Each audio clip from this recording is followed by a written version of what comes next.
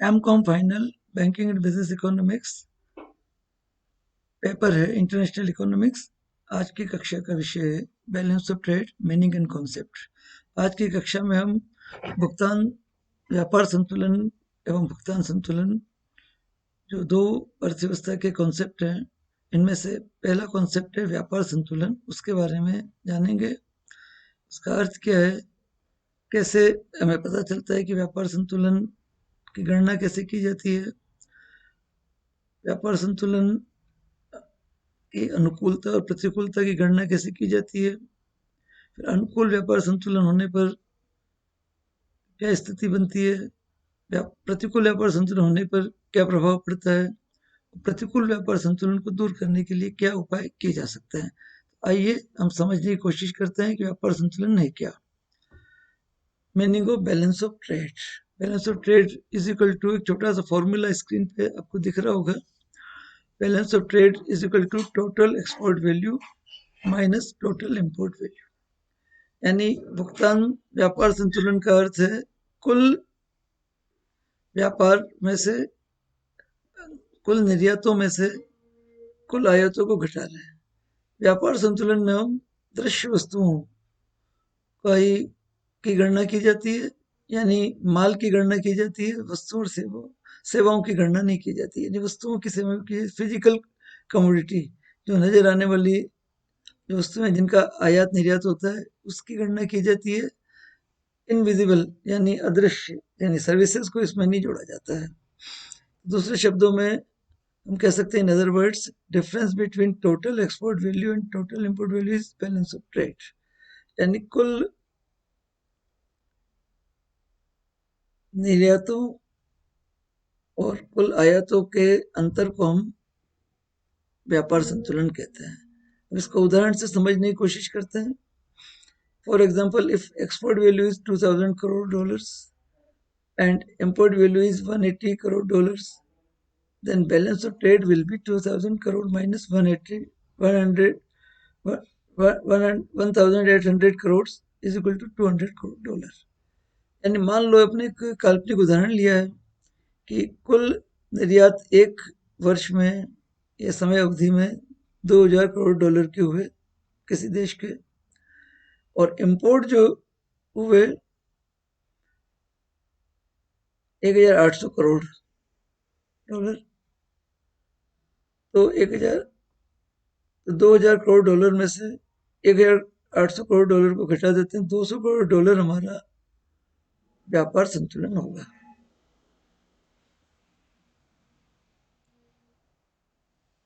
अब व्यापार संतुलन अनुकूल कब होता है और प्रतिकूल कब होता है? जब एक्सपोर्ट इंपोर्ट से ज्यादा होते हैं, and favourable balance of trade is equal to export is greater than import. जब निर्यात आयातों से ज्यादा होते हैं, मान लिया जाए, इसी उदाहरण को आगे बढ़ाते हैं, हमारे निर्यात 2000 करोड़ डॉलर के थे और आयात हमारे 1800 करोड़ डॉलर के थे, तो बैलेंस ऑफ पेमेंट हमारा फेवरेबल होगा, प्लस 200 करोड़ डॉलर रहेगा। इसी के विपरीत मान लिया जाए हमारे export is less than import, यानी निर्यात जो है वो आयात से कम है। यानी मान लिया जाए निर्यात हमारे 2500 करोड़ डॉलर के हुए और इंपोर्ट हमारे 3000 करोड़ डॉलर के हुए, तो हम कहेंगे balance of payment minus 500 crore, यानी अनफेवरेबल। जब निर्यात ज्यादा होते हैं, आयात कम होता है, तो भुगतान संतुलन अनुकूल माना जाता है। जब निर्यात कम होते हैं और आयात ज्यादा होते हैं, तो भुगतान संतुलन प्रतिकूल माना जाता है। इसलिए किसी भी अर्थव्यवस्था में बैलेंस ऑफ पेमेंट कभी भी, बैलेंस ऑफ ट्रेड यानी व्यापार संतुलन कभी भी संतुलित नहीं होता, या तो वह अनुकूल होता है या वो प्रतिकूल होता है। आइए अब इसके प्रभावों की चर्चा करते हैं। Effects of favourable and unfavourable balance of trade, यानी प्रतिकूल एवं अनुकूल व्यापार संतुलन के प्रभाव क्या पड़ते हैं अर्थव्यवस्था पे। पहले हम इस चर्चा करेंगे effects of favourable balance of trade, यानी प्रतिकूल अनुकूल व्यापार संतुलन के प्रभाव की हम चर्चा करेंगे। इसके प्रभाव में सबसे पहला प्रभाव तो महत्वपूर्ण प्रभाव तो ये पड़ता है कि इंक्रीज इन फॉरेन एक्सचेंज, विदेशी विनिमय में वृद्धि होती है। जब हमारे निर्यात ज़्यादा होते हैं, आयात कम होते हैं, तो विदेशी मुद्रा का भंडार हमारा बढ़ता है, क्योंकि अधिक निर्यात ज़्यादा होने पे हमें अधिक विदेशी मुद्रा का अर्जन होता है, जबकि आयात कम होने पे हमें कम विदेशी मुद्रा को भुगतान करना होता है। इस तरह से फॉरेन एक्सचेंज में बढ़ोतरी होती है। जब फॉरेन एक्सचेंज में बढ़ोतरी होती है तो हमारी विनिमय दर भी हमारे अनुकूल हो जाती है।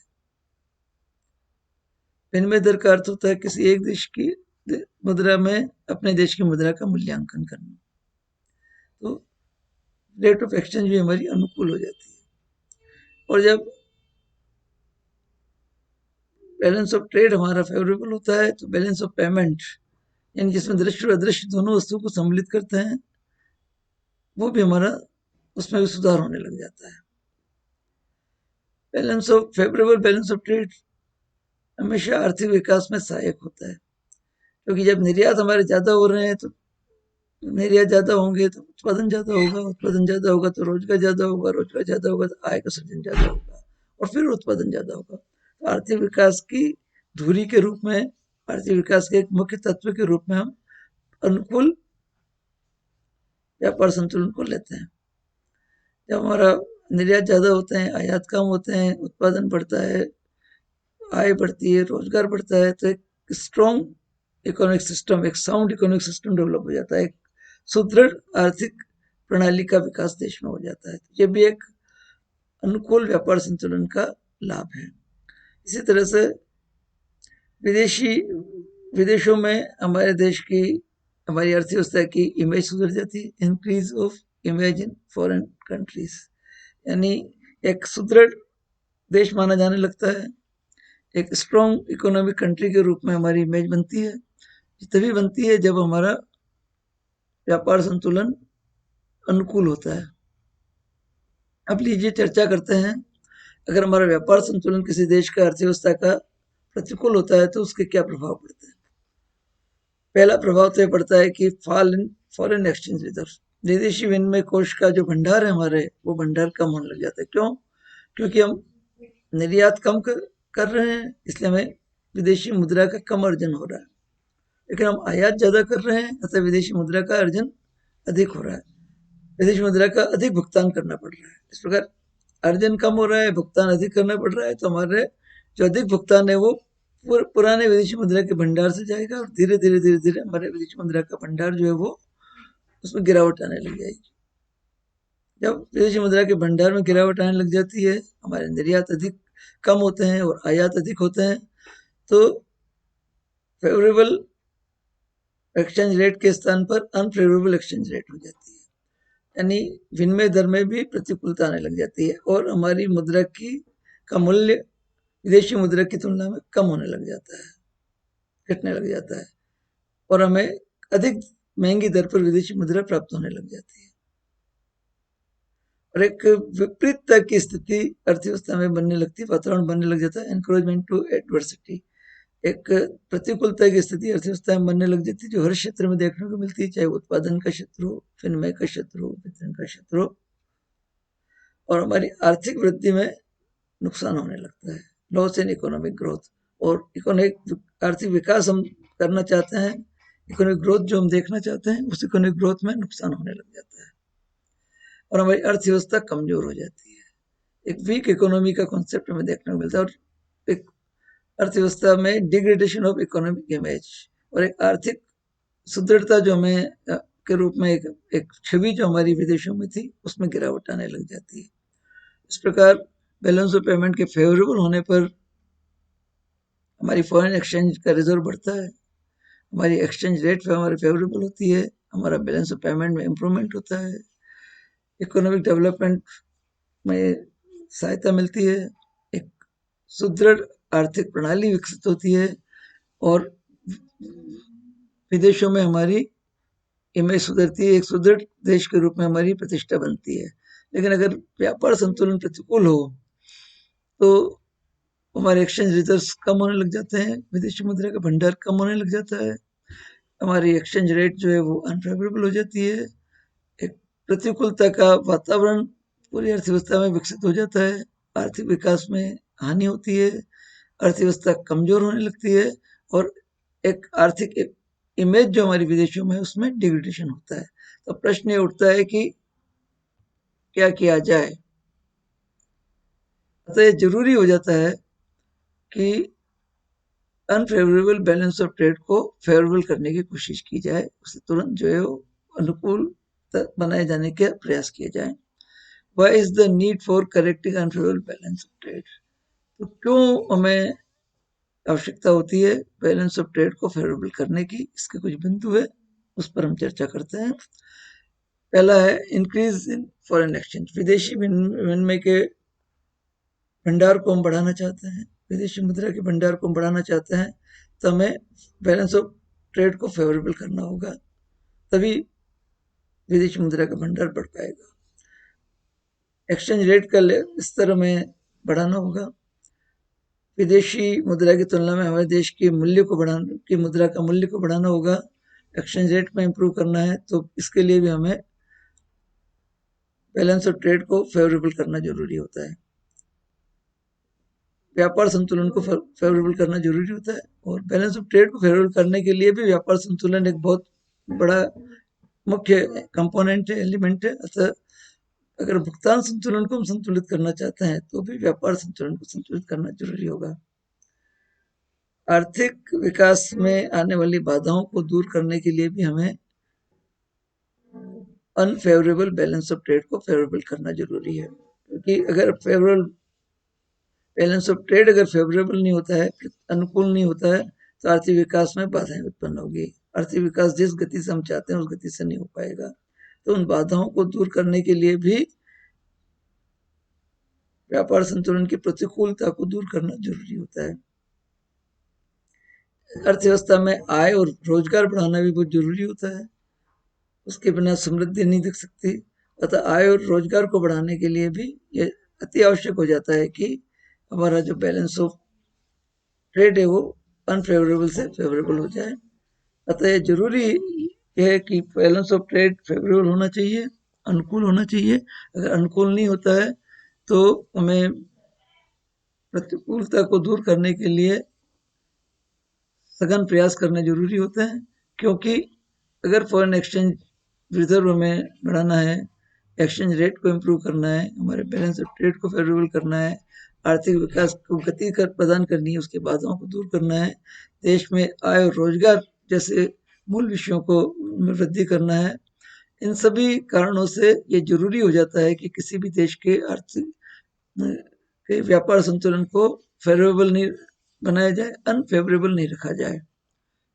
आइए अनफेवरेबल बैलेंस ऑफ ट्रेड को फेवरेबल करने के लिए क्या प्रयास किए जा सकते हैं। Measures for correcting unfavourable balance of trade. सबसे पहला बहुत ही सरल, बहुत ही उपयोगी, बहुत ही प्रभावकारी उपाय है एक्सपोर्ट प्रमोशन। निर्यात संवर्धन के लिए सरकार प्रयास करें, एक्सपोर्ट ओरिएंटेड यूनिट्स अर्थव्यवस्था में बनाएं, जो भी हमारा मूल उत्पादन है जिससे हम कम से कम दर पर उत्पादित कर सकते हैं उसे उत्पादित करें, अधिक मात्रा में उत्पादित करें, विदेशों में उसका प्रचार करें और वो सारी तकनीकें जो निर्यात संवर्धन के लिए काम में ली जा सकती है उन तकनीकों को काम में लिया जाना चाहिए और अधिकतम मात्रा में निर्यात को करने की कोशिश करनी चाहिए। तो पहला उपाय है एक्सपोर्ट प्रमोशन। एक्सपोर्ट को प्रमोट किया जाए, उसके लिए प्रचार माध्यमों का सहारा लिया जाए, नए नए प्रोडक्ट तैयार किए जाएं, नए खोज की जाए, नए आविष्कार किए जाएं और एक्सपोर्ट ओरिएंटेड यूनिट को प्रोत्साहन दिया जाए, उन्हें सब्सिडी दी जाए, आर्थिक सहायता दी जाए, हर तरह के प्रयास किए जाए जिससे कि एक्सपोर्ट प्रमोशन संभव हो सके। दूसरी तरफ, एक तरफ तो हमें एक्सपोर्ट प्रमोशन करना है, दूसरी तरफ हमें इम्पोर्ट सब्सटीट्यूशन करना है, यानी आयात का प्रतिस्थापन हमारे देश में उत्पन्न करना है ताकि हमें आयात नहीं करना पड़े, यानी आयातों पर नियंत्रण लगाना होगा। तो एक तरफ हम एक्सपोर्ट प्रमोशन करेंगे तो दूसरे हम इम्पोर्ट सब्सटीट्यूशन करेंगे, यानी जो वस्तुएं हम आयात कर रहे हैं उन वस्तुओं को देश में उत्पादित करने का प्रयास करना चाहिए। जितने जितने इम्पोर्ट पर हम कंट्रोल कर पाएंगे उतना ही हमारा इनडायरेक्टली एक्सपोर्ट प्रमोशन होगा और हमारा बैलेंस ऑफ ट्रेड फेवरेबल होगा। इन सब उपायों से भी अगर कोई परिणाम नहीं मिलता है तो फिर कुछ कड़े निर्णय अर्थव्यवस्था में सरकार के द्वारा लिए जाने होते हैं। उन कड़े निर्णयों में पहला कड़ा निर्णय है डिवैल्यूएशन ऑफ करेंसी।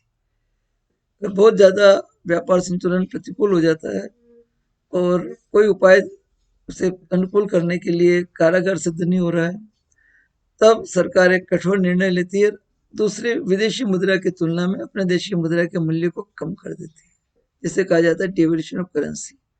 इसका परिणाम ये होता है कि हमारी वस्तुएं विदेशों में बिना मूल्य घटाए सस्ती हो जाती है, सिर्फ एक्सचेंज वैल्यू के कारण, और उसकी मांग बढ़ जाती है और एक्सपोर्ट प्रमोशन में हमें सहायता मिलती है। तो ये भी एक कठोर निर्णय व्यापार संतुलन को संतुलित करने के लिए, अनुकूल बनाने के लिए लिया जाता है। एक और कठोर निर्णय लिया जाता है, खुली अर्थव्यवस्था को क्लोज किया जाता है और संरक्षण की नीति अपनाई जाती है, यानी अपने उद्योगों को संरक्षित किया जाता है, विदेशी वस्तुओं के आगमन पर रोक लगाई जाती है और अपने उद्योगों को संरक्षण और संवर्धन करने के लिए सरकार प्रयास करती है, ताकि देश की मांग भी अपने उद्योग पूरे कर ले और उससे अधिक उत्पादन करके उसे एक्सपोर्ट भी कर सके, निर्यात भी कर सके। इन सब उपायों का भी अगर असर नहीं होता है और विदेश में अगर हमारे एक्सपोर्ट्स नहीं बढ़ते हैं, तब एक और कठोर निर्णय सरकार के द्वारा लिया जाता है, वो है पॉलिसी ऑफ डंपिंग। डंपिंग का अर्थ होता है विदेशों में अपने देश की वस्तु का लागत से भी कम मूल्य पर विक्रय करना। ये इसलिए किया जाता है कि विदेशों में हमारी वस्तुओं की मांग बढ़े और बाद में उस बढ़ी हुई मांग का लाभ उठाते हुए अधिक मूल्य पर वस्तुओं को बेच करके उस लाभ उठाया जा सके। यानी एक्सपोर्ट बढ़ाने के लिए, निर्यात बढ़ाने के लिए पॉलिसी ऑफ डंपिंग काम में ली जाती है। तो ये भी सरकार के द्वारा किया जाता है। जब अगर बहुत ज़्यादा प्रतिकूलता रहती है व्यापार संतुलन में, तो पॉलिसी ऑफ डंपिंग काम में ली जाती है। इसके अतिरिक्त भी अगर मान लो व्यापार संतुलन संतुलित नहीं होता है, तो व्यापार संतुलन को दरकिनार करके इनविजिबल एक्सपोर्ट्स को बढ़ाया जाता है, यानी अदृश्य वस्तुओं के निर्यात को बढ़ाया जाता है, यानी सेवाओं के निर्यात को बढ़ाया जाता है और भुगतान संतुलन को संतुलित करने का प्रयास किया जाता है। अगर एक बार अगर व्यापार संतुलन संतुलित नहीं भी हुआ है, तो भुगतान संतुलन अगर संतुलित हो जाता है या अनुकूल हो जाता है, तो भी व्यापार संतुलन के असंतुलन के घाटे को, नुकसान को पूरा किया जा सकता है। तो अगर विजिबल गुड्स की एक्सपोर्ट नहीं बढ़ पा रहे हैं, हमारे एक सीमा से अधिक नहीं बढ़ पा रहे हैं, तो इनविजिबल गुड्स के एक्सपोर्ट को बढ़ाया जाता है, निर्यात को बढ़ाया जाता है, यानी सर्विस सेक्टर को इंक्रीज किया जाता है और भुगतान संतुलन को संतुलित करने का प्रयास किया जाता है। एक और उपाय व्यापार संतुलन को संतुलित करने के लिए काम में लिया जाता है, इंक्रीज इन एक्सपोर्ट क्रेडिट। निर्यात साख में वृद्धि की जाती है, कम दर पर, ब्याज दर पर जो है साख प्रदान की जाती है, विदेशों से उधार लिया जाता है और हर तरह से प्रयास करके एक बहुआयामी स्ट्रेटजी बना करके व्यापार संतुलन को संतुलित करने का प्रयास किया जाता है।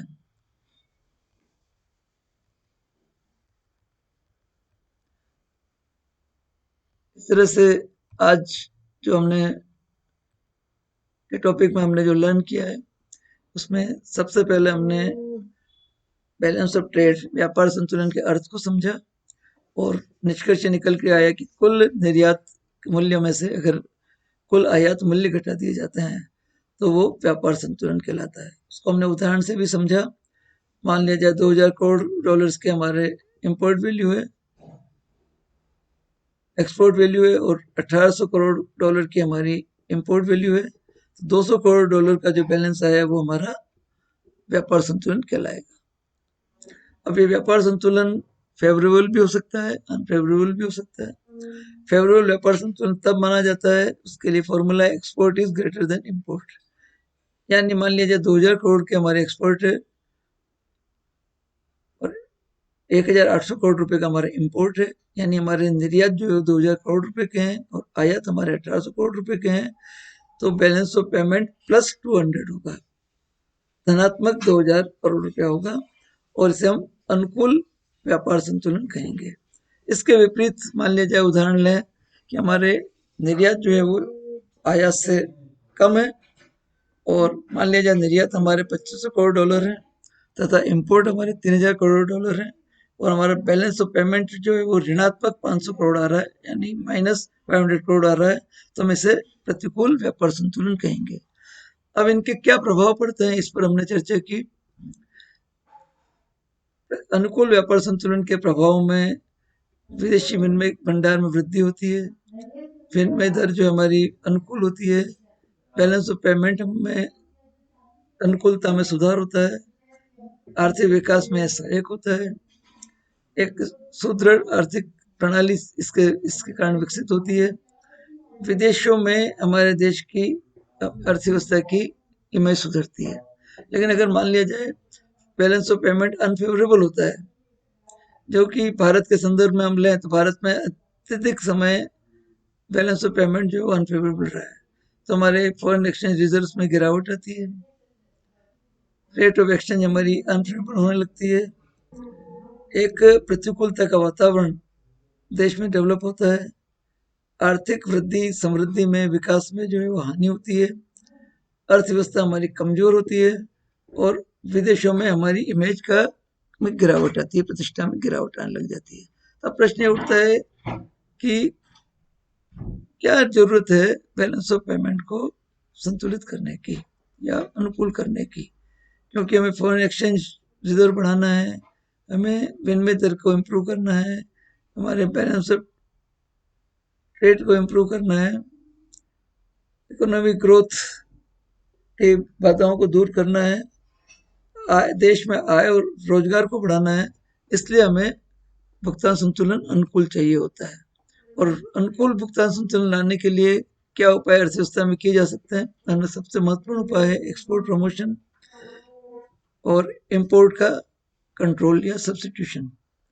दूसरा है और कठोर निर्णय अर्थव्यवस्था में लेने होते हैं, जैसे डिवैल्यूएशन ऑफ करेंसी का है, पॉलिसी ऑफ प्रोटेक्शन का है, पॉलिसी ऑफ डंपिंग का है। और इन सब के बावजूद भी एक और प्रयास किए जाते हैं कि व्यापार संतुलन को संतुलित छोड़ते हुए भुगतान संतुलन संतुलित करने का प्रयास किया जाता है। उसके लिए इनविजिबल एक्सपोर्ट्स को बढ़ाया जाता है, एक्सपोर्ट क्रेडिट में सुधार किया जाता है। इस प्रकार व्यापार संतुलन